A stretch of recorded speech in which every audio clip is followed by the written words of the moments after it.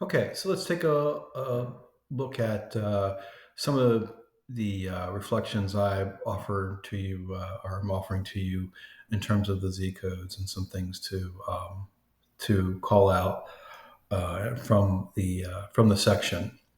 All right, like I said in the readings, this is mostly a list of codes and some brief definitions, so it's not necessarily dense text.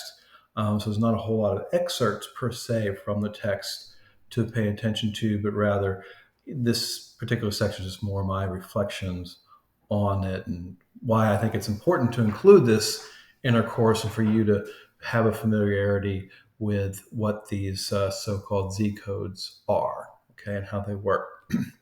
So, um, just a little bit about the coding there, which you can read. Again, this is meant to reflect the International Classification of Diseases so that the DSM is harmonized with with the ICD, which is probably the most widely generally accepted method for coding health conditions on the planet. Okay. And so the Z's represent something different than the F's, and you can see that there. Sometimes they start with a T, and sometimes they start with an R. Those represent specific things, as you can see there. You'll see there is a link to the ICD-10 database called data.com. You do not need to go into that. It's primarily there as a reference because this particular the definition of what T and R represent, I pulled from that data source. So I wanted to make sure I referenced it. And also, if you ever wanted to just look at the ICD-10 database yourself, you're welcome to do so. There's a search field. You can go in there and you can just keyword search any health condition, and it'll point you into how it's grouped and how it's classified, and the code to go with it. All right. So DSM outlines criteria regarding when to include the Z code. And you can read this here, but I'll just summarize it. So when you're out and doing your field, and maybe almost the vast majority of field experiences you have either through our program here or on your own, either during or after graduation from your program here, you're not necessarily going to see these codes used a lot in people's write-ups. You're not going to see them. You're not necessarily going to see people entering diagnostics into electronic medical record and including these Z codes for billing. The reason why, to me, is that they're just not billable, right? So you can't submit, or at least in most circumstances, meaning any circumstance I've ever run into, as you know, as someone who works with lots of different insurance plans in my private practice, these codes are not accepted as a primary or sole diagnosis. If you put it on there as a secondary, as long as you have an F starting diagnosis in front of it, and it's a diagnosis they accept because some insurances won't accept all of them. And a lot of times, just as a quick aside, you won't know until you get the claim back, but you won't have to deal with that for a while, hopefully, yourself. Anyway, so that's why they're not. So you say, okay, well, then why are we doing this? Because this is a way to identify what social determinant circumstances may be critically important. And here's what may have value, even though these aren't codes that you can bill against.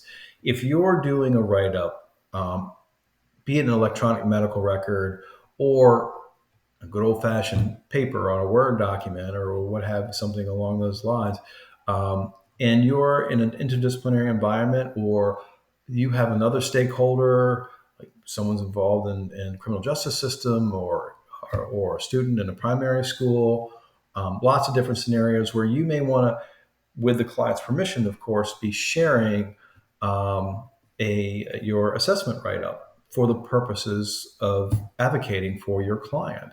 And most people, and let's just talk about, just for sake of discussion, like if you're working in an interdisciplinary environment, you want another health profession from another discipline, or maybe even a social work supervisor, to look at your assessment and sort of quickly gain the the most important content. Well, most people don't read the whole assessment, especially if you've written it lengthy, which a lot of times you need to get everything in there, and that's fine.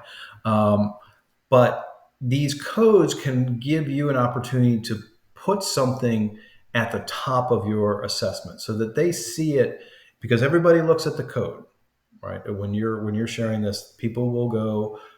You usually in a long-handed write-up, meaning on a Word document in the most medical records, that code and diagnosis are at the top. It's because why? Because people want to see it, right? So if you're worried that there's something happening, like in any one of the various kinds of other conditions of clinical attention that you see in that section, you want to draw that to the attention of that stakeholder, provider, legal representative, school resource stakeholder, what have you. Being able to add that at the top as a coded consideration as part of your official diagnosis can be a way to make sure that information is conveyed to the stakeholder or stakeholders that you want to. So I think that's the reason to do it. It also helps you, meaning me too, make sure that we're keeping those social determinants in mind, that we're asking about them and we're considering them, whether we actually use them in the coded diagnosis or not. I think it keeps us thinking about them. And this is something that I think is lost, or maybe it's just now really coming more to recognition across all healthcare providers that social circumstances affect people's health in the positive or the negative. And a lot of times people come in for help, it's affecting them in the negative. So making sure that's factored in there maybe is more the spirit of this than you know than them being useful codes or something like your field supervisor going like make sure you get that Z code in there. That's probably less likely going to happen, but there are all the reasons why.